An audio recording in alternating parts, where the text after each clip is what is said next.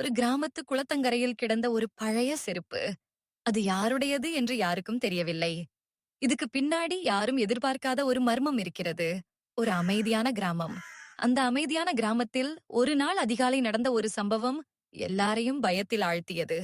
அன்று காலை வழக்கம் போல சில விவசாயிகள் வயலுக்கு செல்ல குளத்தின் வழியாக நடந்து சென்றார்கள். அப்போது அவர்களில் ஒருவரின் கண்கள் குளத்தின் கரையில் இருந்த ஒரு பொருளின் மீது விழுந்தது.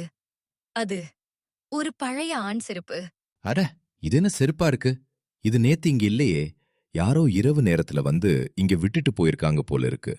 ஆனா ஒரு ஜோடி செருப்பு மட்டும் இங்க கிடக்குது என்றால் இதுக்கு பின்னாடி ஏதாவது விஷயம் இருக்குமோ? ஒருவேளை யாராவது குளத்துக்குள்ள விழுந்துட்டாங்களா?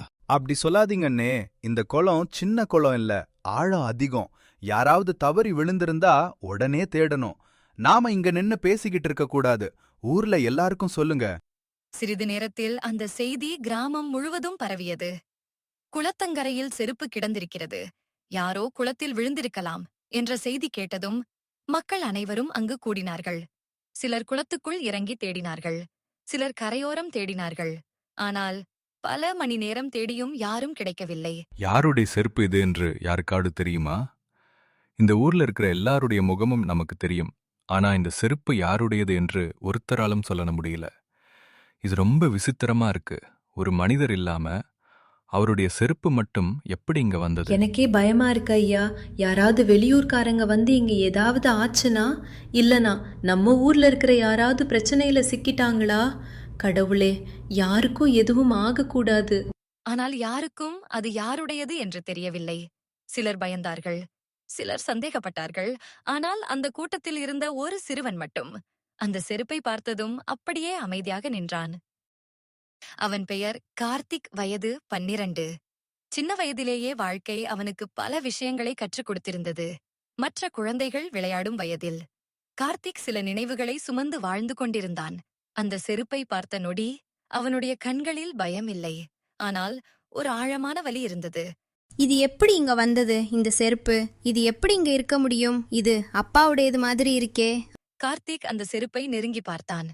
அவன் கைகள் நடுங்கியது. அவன் கண்களில் கண்ணீர் நிறைந்தது. ஆனால் அவன் யாரிடமும் எதுவும் சொல்லவில்லை. அவன் அமைதியாக அங்கிருந்து சென்று விட்டான். அந்த நாளுக்கு பிறகு ஒரு விசித்திரமான விஷயம் நடந்தது. ஒவ்வொரு நாளும் மாலை நேரத்தில் கார்த்திக் மட்டும் தனியாக குளத்தங்கரைக்கு வர ஆரம்பித்தான். அவன் அங்கே உட்கார்ந்து அந்த செருப்பை பார்த்து கொண்டே இருப்பான். சில நேரம் பேசாமல் இருப்பான். சில நேரம் கண்களில் கண்ணீர் வரும். ஆனால் அந்த செருப்பை மட்டும் விட்டு செல்ல மாட்டான். அப்பா, நீங்க உண்மையிலேயே திரும்பி வந்தீங்களா? இத்தனை வருடம் எங்க இருந்தீங்க? நான் தினமும் உங்களை தேடினேன். நீங்க வருவீங்கன்னு நம்பினேன். ஆனா இந்த செருப்பு மட்டும் எப்படி இங்க வந்தது அப்பா? கார்த்திக் அந்த செருப்பிடம் பேசுவதை யாரோ ஒருவர் கவனித்துக் கொண்டிருந்தார். அவர் வேறு யாரும் இல்லை, அந்த கிராமத்தின் பெரியவர் பெரியசாமி. அவருக்கு ஒரு சந்தேகம் வந்தது. இந்த செருப்புக்கும் கார்த்திக்குக்கும் என்ன சம்பந்தம் என்று. அடுத்த நாள் அவர் கார்த்திக்கிடம் கேட்ட கேள்வி அந்த கிராமத்தின் மிகப்பெரிய ரகசியத்தை வெளியே கொண்டு வரப்போகிறது. சில ரகசியங்கள் மறைக்க நினைத்தாலும் மறையாது. சில காயங்கள் மறக்க நினைத்தாலும் மறக்காது. கார்த்திக் தினமும் குளத்தங்கரைக்கு சென்று அந்த பழைய செருப்பை பார்த்து கொண்டிருந்தான். அத பார்த்த எல்லாருக்கும் ஒரு கேள்வி இருந்தது. இந்த சாதாரண செருப்புக்கு பின்னாடி என்ன கதை இருக்கு? ஆனால் அந்த கேள்விக்கான பதில் ஒரு 12 வயது சிறுவனின் கண்ணீரில் இருந்து வரப்போகிறது என்று யாருக்கும் தெரியாது. அன்று மாலை வழக்கம் போல கார்த்திக் குளத்தங்கரைக்கு வந்தான். கார்த்திக் அமைதியாக அந்த செருப்பை பார்த்து கொண்டு உட்கார்ந்திருந்தான். அப்போது தூரத்தில் நின்று கொண்டிருந்த பெரியசாமி அவனை கவனித்தார். இந்த பையன் தினமும் இங்க வந்து இந்த செருப்பையே பார்த்துக்கிட்டு இருக்கிறானே. மத்தவங்க எல்லாரும் மறந்துட்டாங்க. ஆனா இவன் மட்டும் ஏன் இவ்வளவு வேதனையோட பார்க்கிறான்? இந்த செருப்புக்கும் இவனுக்கும் ஏதோ ஒரு தொடர்பு இருக்கு. இத தெரிஞ்சுக்காம என்னால இருக்க முடியாது. பெரியசாமி மெதுவாக கார்த்திக் அருகில் சென்றார். அவருடைய குரலில் கோபம் இல்லை, ஒரு அப்பா மாதிரியான அக்கறை மட்டும் இருந்தது. கார்த்திக், தம்பி, நான் உன்கிட்ட ஒரு விஷயம் கேட்கணும். கடந்த சில நாட்களா நான் உன்னை கவனிச்சுட்டு இருக்கேன். இந்த குளத்தங்கரைக்கு தினமும் வர்ற மத்தவங்க எல்லாரும் பயந்து பார்க்கிற அந்த செருப்பை நீ மட்டும் ஏதோ ஒரு உயிரை பார்க்கிற மாதிரி பார்த்துட்டு இருக்க. உனக்கு இந்த செருப்புக்கும் என்ன சம்பந்தம் தம்பி? யாருடைய செருப்பு இது? உனக்கு தெரிஞ்சிருக்கா? பெரியசாமியின் அந்த கேள்வி கேட்டதும் கார்த்திக் முகம் மாறியது.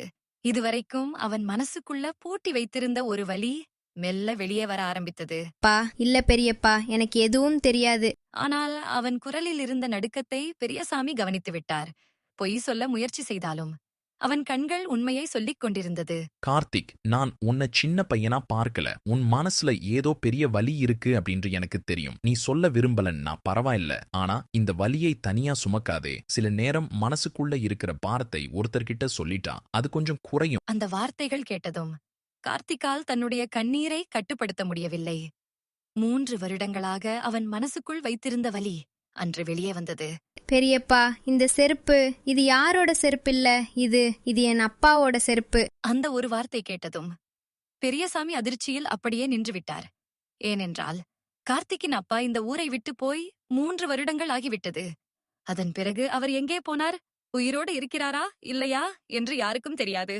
என்ன சொல்ற கார்த்திக்? இது உன் அப்பாவோட செருப்பா? ஆனா தம்பி, உன் அப்பா இந்த ஊரை விட்டு போய் 3 வருஷம் ஆகுதே. அவரை பற்றி எந்த தகவலும் இல்லையே. அவர் எங்க இருக்காருன்னு உனக்கே தெரியாதே. அப்படி இருக்கும்போது இந்த செருப்பு எப்படி இங்க வந்தது? பெரியப்பா, எனக்கு என் அப்பா மேல கோபம் இல்ல. அவர் ஏன் போனார்னு கூட எனக்கு தெரியாது. அவர் போனனால என்னால மறக்கவே முடியாது. அன்னைக்கு அவர் வீட்டை விட்டு கிளம்பும்போது என்னை பார்த்து ஒரு வார்த்தை சொன்னாரு. கார்த்திக், நான் சீக்கிரம் திரும்பி வருவேன், நீ நல்லா படிக்கணும். நான் வந்ததும் உனக்கு ஒரு புது செருப்பு வாங்கி தரேன்னு சொன்னாரு. அப்போ நான் ரொம்ப சந்தோஷப்பட்டேன். ஏன்னா என்கிட்ட இருந்த செருப்பு பழையது, அதில் ஓட்டை கூட இருந்தது. ஆனால் எனக்கு புது செருப்பு வேண்டும்னு இல்லை பெரியப்பா, எனக்கு அப்பா திரும்பி வரணும்னு தான் ஆசை. முதல் நாள் அவர் நாளைக்கு வருவார்னு நினச்சேன். ஒரு வாரம் கழிச்சும் வரல, ஒரு மாதம் கழிச்சும் வரல, ஒரு வருஷம் ஆனாலும் வரல. ஆனால் நான் மட்டும் தினமும் வாசலை பார்த்துட்டே இருந்தேன். ஒரு நாள் கதவு திறந்து கார்த்திக்னு கூப்பிடுவார்னு நம்பினேன். அவர் வாங்கி தர்றே சொன்ன அந்த புது செருப்பை விட அவர் திரும்பி வருவார்னு சொன்ன அந்த வார்த்தையை தான் நான் நம்பினேன். ஐயோ பாவம் தம்பி, இவ்வளவு நாளா இந்த வலிய மனசுக்குள்ள வச்சுக்கிட்டியா? நீ தினமும் இந்த செருப்பை பார்க்க வந்தது உன் அப்பாவை தேடித்தானா? ஆமா பெரியப்பா, எனக்கு தெரியல இந்த செருப்பை யார் இங்க கொண்டு வந்து வைத்தாங்கன்னு. ஆனா ஒரு விஷயம் மட்டும் எனக்கு தெரியும், இது அப்பாவோட செருப்பு. அவர் எங்க இருந்தாலும் ஒரு நாள் என்னை தேடி வருவார்னு எனக்கு நம்பிக்கை இருக்கு. அப்போது கார்த்திக் தன் சட்டை பையிலிருந்து ஒரு பழைய காகிதத்தை எடுத்தான். அந்த காகிதம் பல வருடங்களாக பாதுகாத்து வைத்திருந்தது போல் இருந்தது. அது அவன் அப்பா கிளம்பும் முன் எழுதி வைத்திருந்த கடிதம். பெரியப்பா, இதுதான் அப்பா எனக்காக எழுதி வச்சது. அவர் போன நாளுக்கு முன்னாடி இதை எனக்கு கொடுத்தாரு. நான் இதை தினமும் படிப்பேன். பெரியசாமி அந்த கடிதத்தை மெதுவாக திறந்தார். அதிலிருந்த ஒரு வரியை படித்ததும் அவருடைய கண்களிலும் கண்ணீர் வந்தது. கடிதத்தில் இருந்த வார்த்தைகள்: கார்த்திக், நான் எங்கே போனாலும் உன்னை மறக்க மாட்டேன். நான் திரும்பி வரும்போது உனக்கு ஒரு புதிய செருப்பு வாங்கித் தருவேன். அதுவரைக்கும் நீ தைரியமா இரு மகனே. அந்த கடிதத்தை பார்த்ததும் பெரியசாமிக்கு ஒரு கேள்வி வந்தது.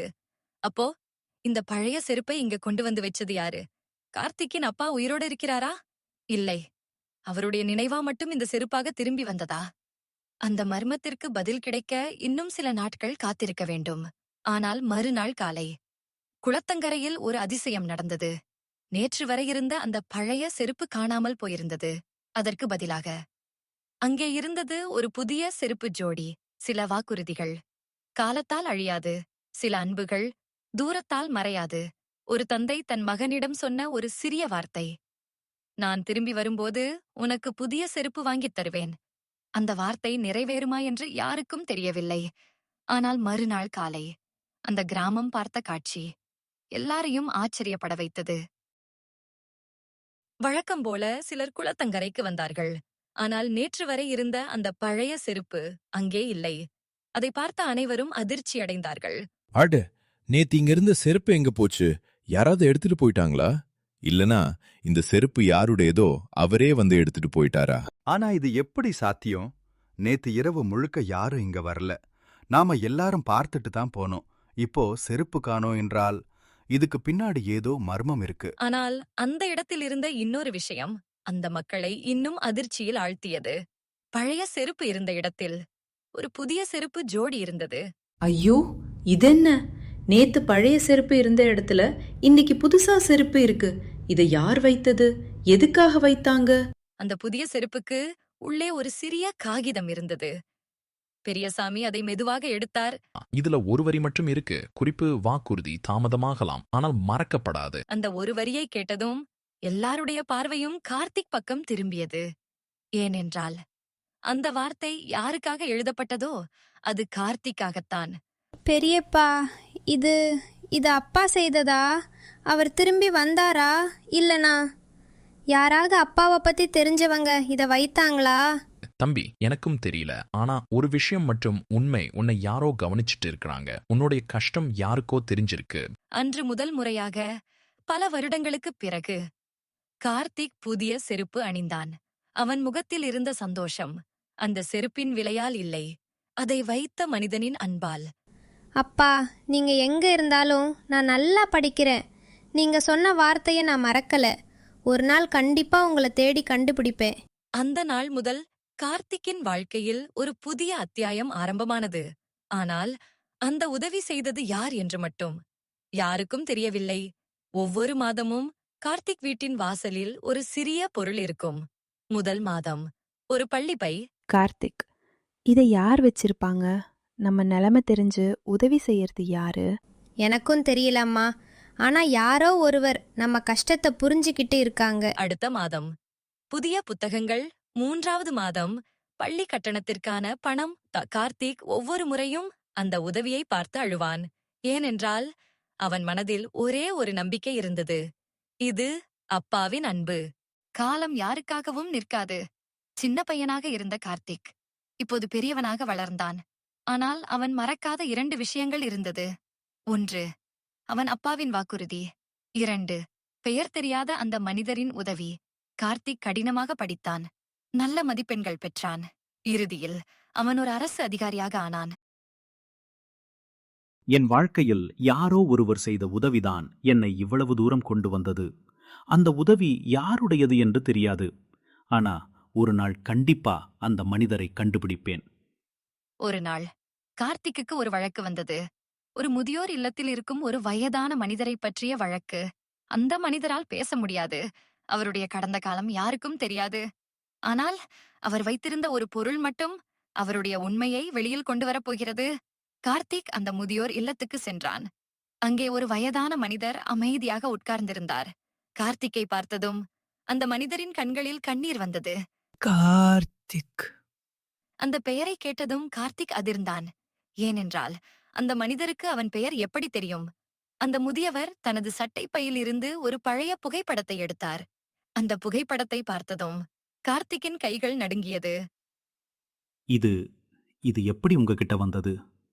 இது இது நான் சின்ன வயசுல அப்பாவுடன் எடுத்த புகைப்படம். அந்த நொடியில் கார்த்திக்குக்கு உண்மை புரிந்தது. அப்பா, நீங்களா? அந்த முதியவர்தான் கார்த்திக்கின் அப்பா. பல வருடங்களுக்கு முன்பு வெளிநாட்டில் வேலை செய்ய சென்றபோது ஒரு விபத்தில் சிக்கினார். அவருடைய நினைவுகள் போய்விட்டது. அவருக்கு தன்னுடைய குடும்பத்தை நினைவுபடுத்த முடியவில்லை. பல வருடங்கள் கழித்து மெல்ல மெல்ல நினைவுகள் திரும்ப ஆரம்பித்தது. ஆனால் அவர் வீட்டுக்கு வர பயந்தார். ஏனென்றால் இத்தனை வருடம் என் மகனை விட்டுட்டு போயிட்டேனே, அவன் என்னை ஏற்றுக்கொள்வானா என்ற குற்ற உணர்ச்சி அவரை தடுத்தது. என் மகனே, நான் உன்னை மறக்கவில்லை. நான் வர முடியாத ஒவ்வொரு நாளும் உன் நினைவோடு தான் வாழ்ந்தேன். நான் உனக்கு வாங்கித் தருவேன் என்று சொன்ன அந்த செருப்பை நான் மறக்கவில்லை. நேரில் வர தைரியம் இல்லாததால் பெயர் சொல்லாமல் உனக்கு உதவி செய்தேன். ஒரு நாள் நீ என்னை மன்னிப்பாய் என்று நம்பினேன். அப்பா, நான் உங்களை எப்போதுமே காத்திருந்தேன். எனக்கு வேண்டியது செருப்பு இல்ல, உங்க வரவுதான். நீங்க எங்க இருந்தாலும் நான் உங்களை மறக்கல. பல வருடங்களுக்குப் பிறகு ஒரு மகனும் ஒரு தந்தையும் மீண்டும் சேர்ந்தார்கள். அந்த குளத்தங்கரையில் கிடந்த பழைய செருப்பு ஒரு மர்மமாக ஆரம்பித்தது. ஆனால் அது முடிவில் ஒரு தந்தையின் அன்பை உலகத்துக்கு காட்டியது. சில அன்புகளுக்கு பெயர் இருக்காது, சில உதவிகளுக்கு முகம் இருக்காது. ஆனால் உண்மையான அன்பு எவ்வளவு தூரம் சென்றாலும் ஒரு நாள் தனது வழியை தேடி வந்து சேரும். வாக்குறுதி தாமதமாகலாம், ஆனால் உண்மையான அன்பு ஒருபோதும் மறக்காது.